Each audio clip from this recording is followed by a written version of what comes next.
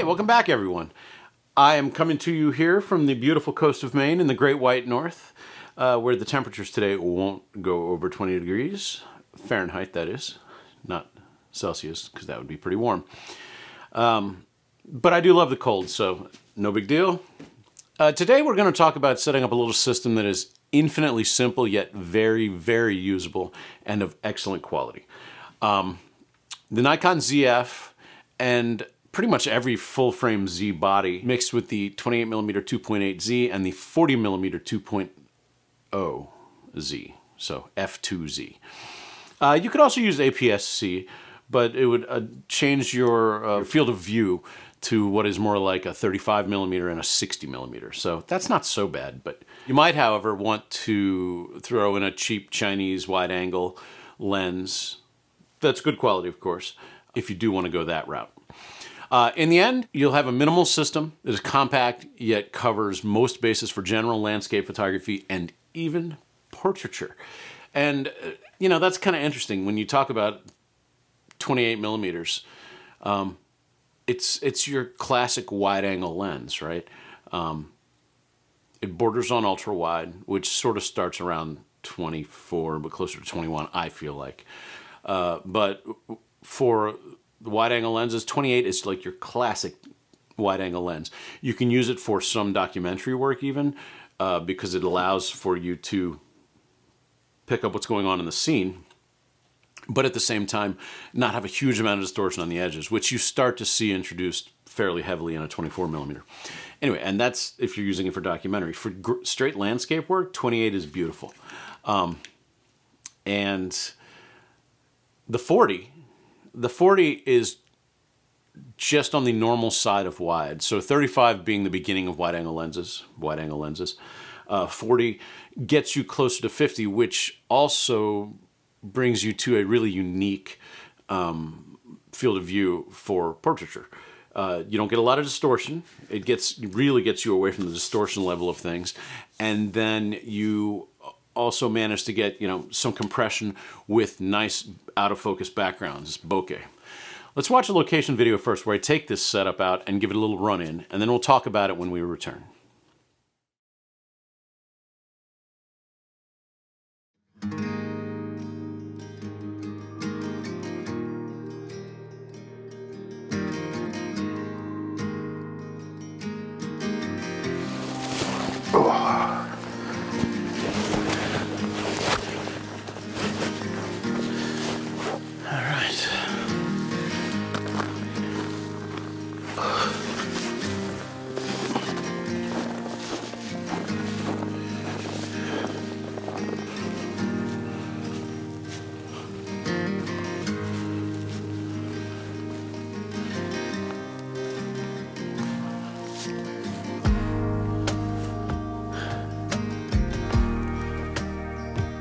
Well, good morning.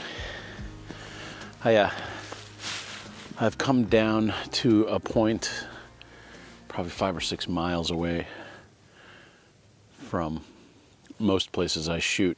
So it's sort of out there, but I've seen this island in the past and I really liked it and decided today I had to come out and see if I can get it. So, unfortunately, the sky's not on my side. Okay.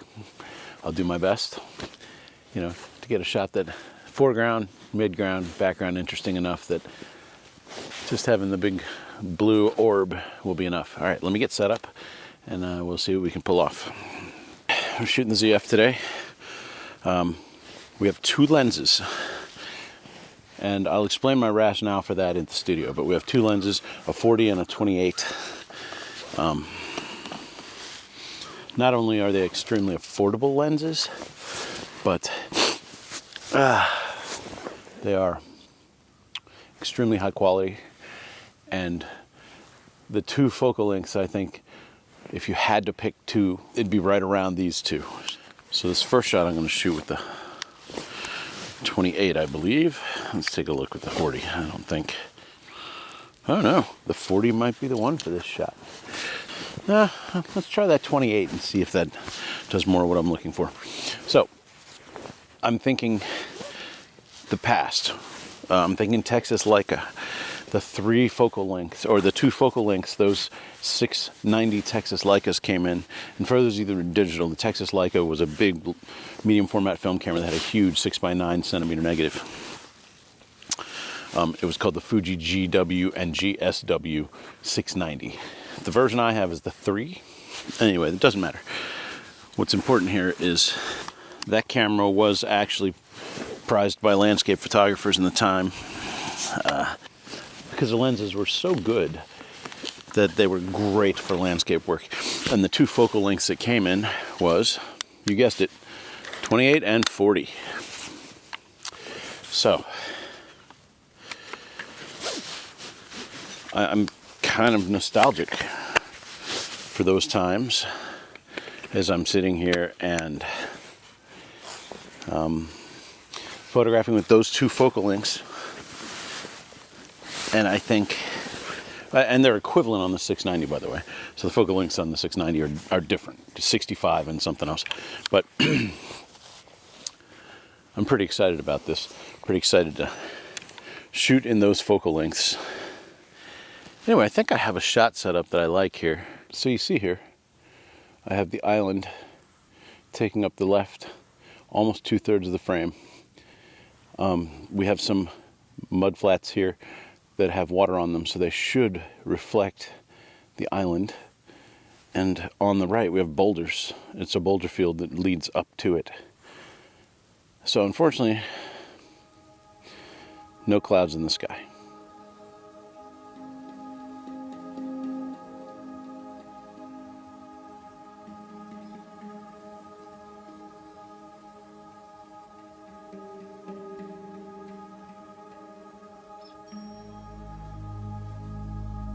Look at that sunrise coming up.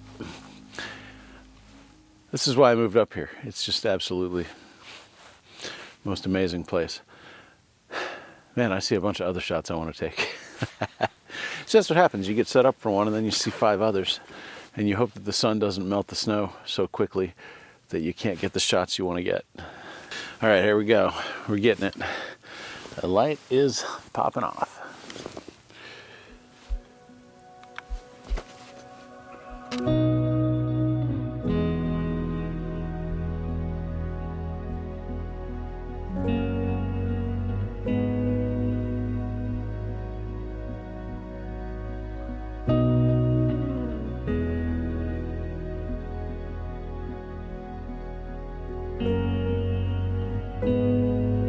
So now I'm going to see, get the island. You can see the, where is it? Where is it?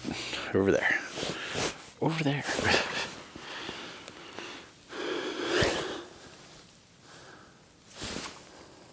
Oh yeah, that's kind of cool. So we're going to get the whole island. And we're going to switch off this because the light is getting washed out really fast today. And I think that has to do with how harsh the light is. And there's the shot.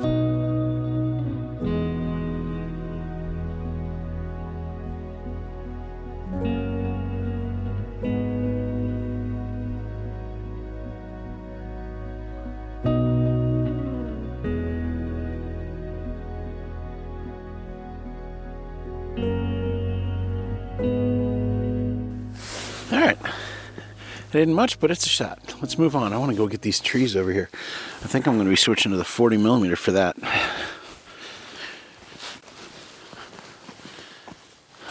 Let's see.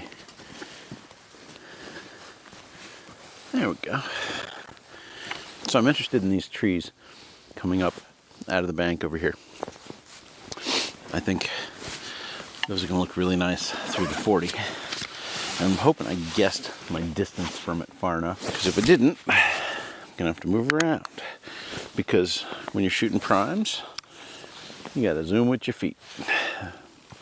These little lenses are really something. Yeah, they're plastic, but they're well made. And the glass obviously isn't plastic. The glass on it is very, very, very good. So there's a house off to the side here. I'm not happy that house is there, so I'm trying to make sure it's not in the shot. So the way I've set up my composition is basically trees coming out to the left and then the crisscross ones back. I find that really interesting, the way they're crossing each other. And with the snow, it sort of emphasizes that. And it goes off into the distance, so there's more trees coming out in the back as well. So we'll see if it works out as an idea. All right, there's the shot.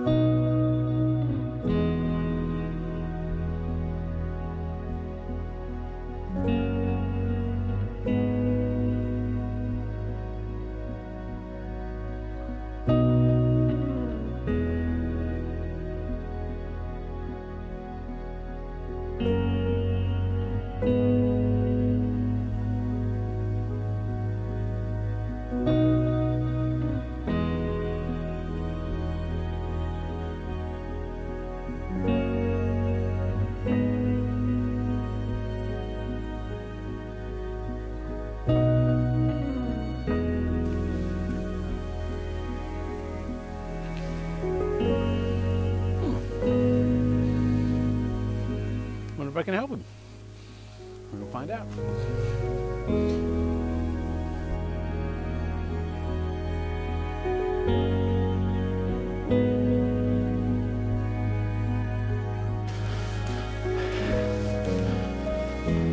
Oh man, that was a short day. So I got a couple of shots, maybe a third one, we'll see. And I found the spruce sapling that I'm going to try to help get him in the ground and see if he comes back to life. He's laying out here on the beach, and yeah. Anyway, it doesn't matter that the day was short. It was a good day. Made a couple of nice photographs, and yeah, it's just good to get out. I haven't been out this week at all. Just busy around the house, busy with work. So anyway, I want to thank you for coming out. If any of this is useful content to you, I'd like it if you'd hit that thumbs up and subscribe. Those are the things that keep my channel going and keep me getting listed by the algorithm so others can find me that are interested in what I'm doing here. This combination is great. I actually really like having a 40 and a 28. It sort of fills in well, and I wouldn't be surprised if I looked at all the different focal lengths I shoot at in Lightroom and found that close to 28 and close to 40 would be ones that I use quite a bit, because what I'm realizing is it matches my way of seeing. So it's a good couple of lenses. They're inexpensive. Even if you can't afford the ZF, you could get a used Z5 or a used Z7, used Z6, and get a couple of these lenses and be all set for pretty much most landscape work and, you know, portrait work, day-to-day, everyday carry work. I think they're a great couple of lenses. You know, people have complained about the plastic build quality, but that keeps it light. It's real durable. I've already heard a number of accounts where people dropped them and it didn't hurt the lens mount at all. So that's important to remember, that they're well made and they're durable and they're very smooth and they're very fast focusing, and sharpness, color rendition, contrast, everything is good on them. So I can't complain. Let's get in the car and I'll get back to the studio, and we'll talk more about today's events and, you know, these lenses. So anyway, it was a good day. I want to thank you for coming out, and I hope to see you again next time. Take care. Bye-bye.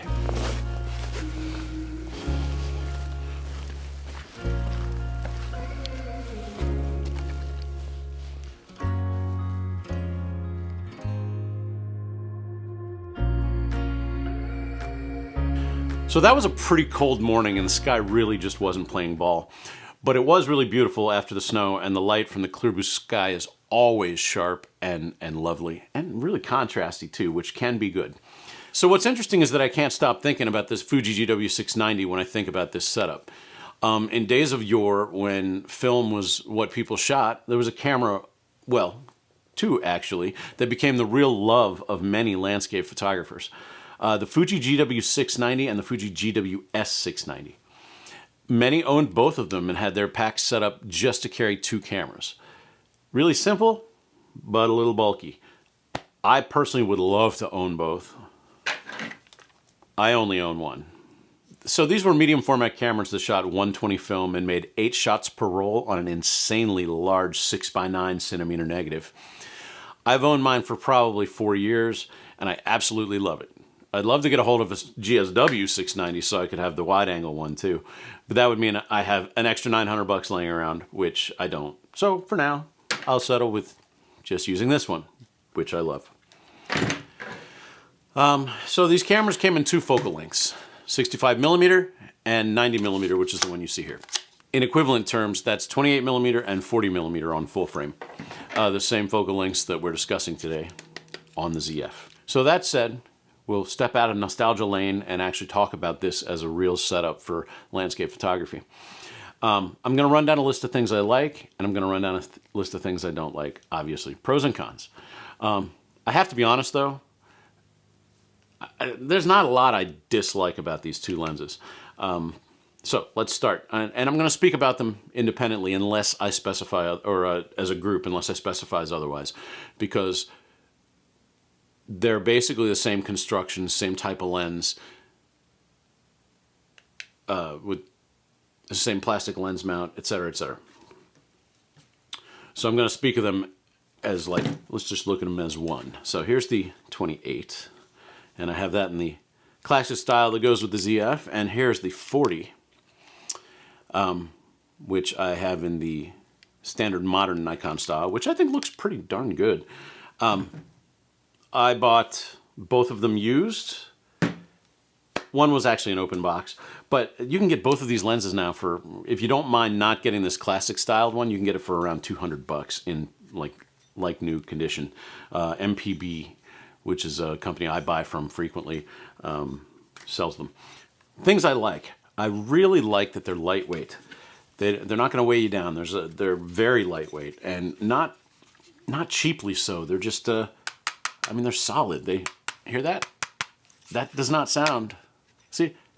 Lens caps sound cheap. Lens bodies not sound cheap. Anyway, they're lightweight. That doesn't mean they're cheap, though. Obviously, plastic construction, plastic mount.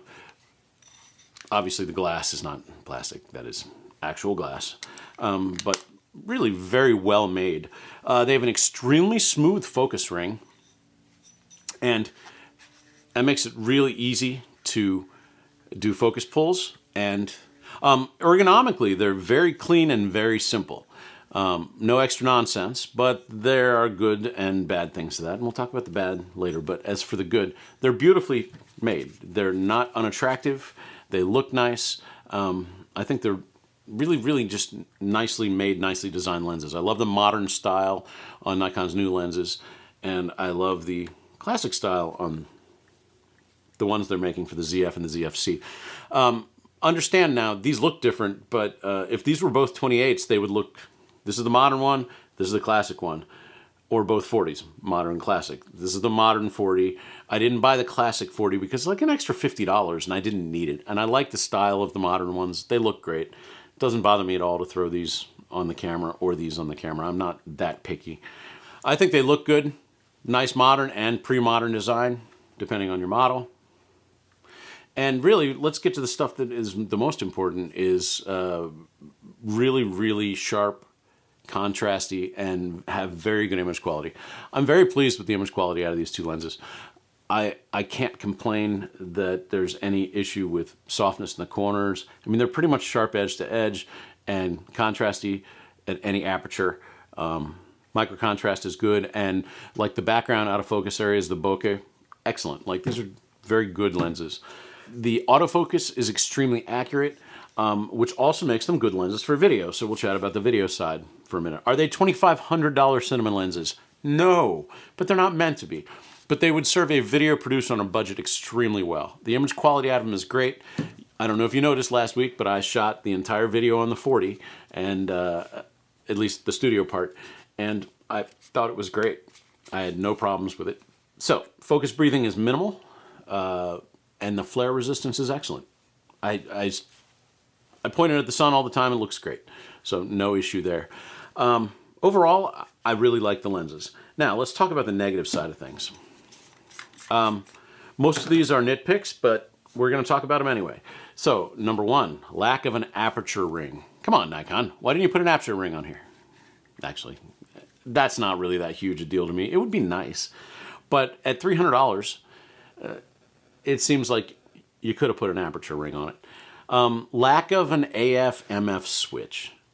This is definitely a nitpick, but I mean, sure, it's easy enough to just push down halfway and then focus by hand, but it would be nice to have, you know, a switch to turn autofocus on and off. But once again, that goes for the clean and simple side of things. And yeah, like I said, it's a nitpick. Weather sealing or lack thereof. This is a big one.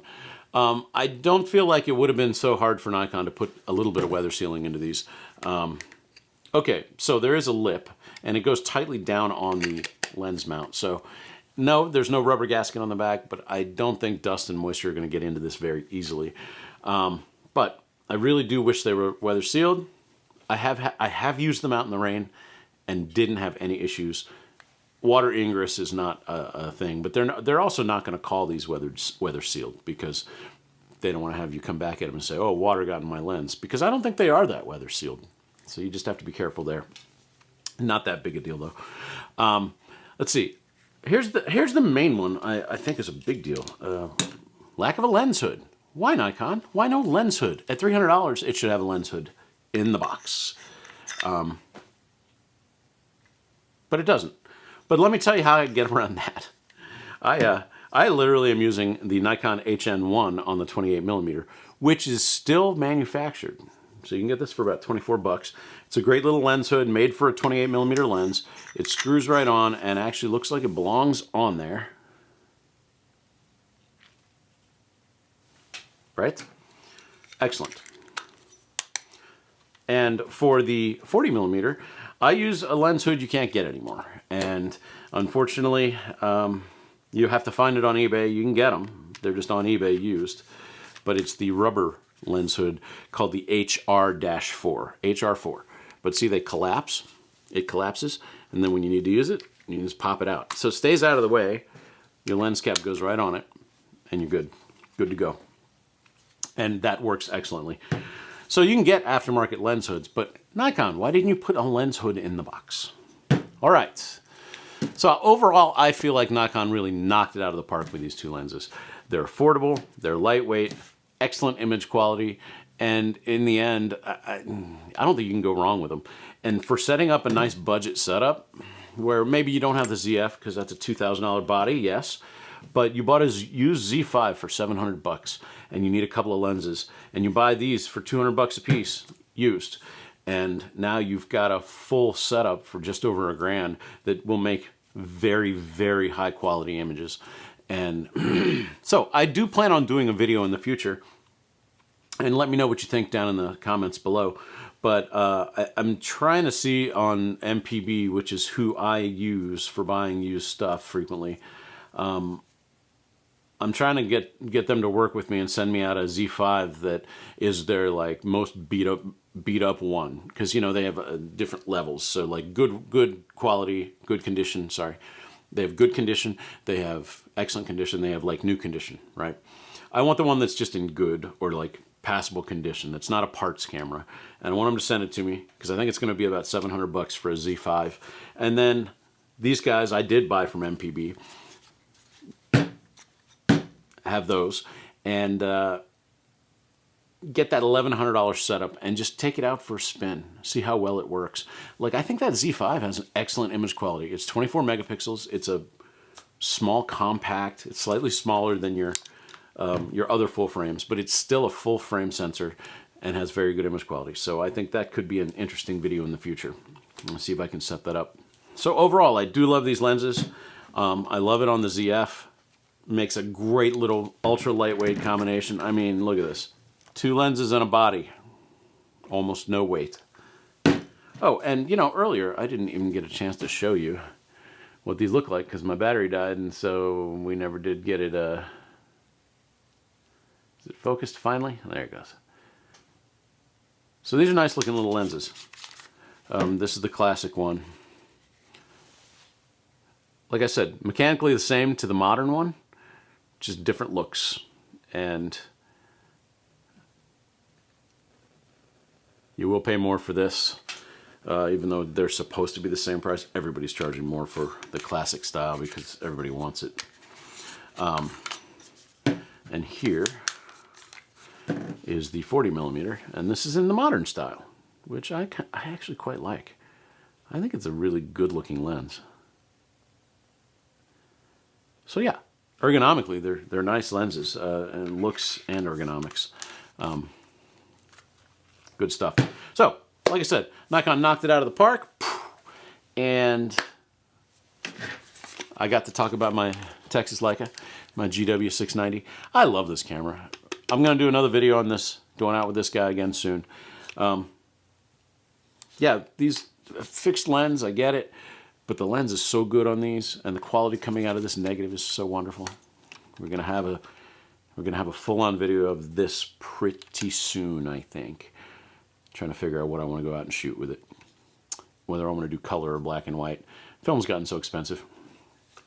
It's almost like the film companies are trying to put themselves out of business, as opposed to last time when they had to go out of business. Now they're trying to put themselves out of business. Anyway, it's been a great day. I want to thank you for coming out. Any comments or questions, post in the comments section down below. And don't forget to please like and subscribe.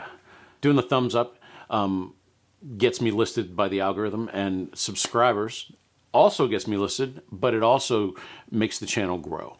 And once the channel grows, I might actually get a couple of bucks one day to put in my gas tank so that we can go out and do these videos, and it isn't all coming out of my pocket. I'm full-timing this now, just reminding you. Hey, I want to thank you so much for coming out. It's been a great video. I hope you have a good week.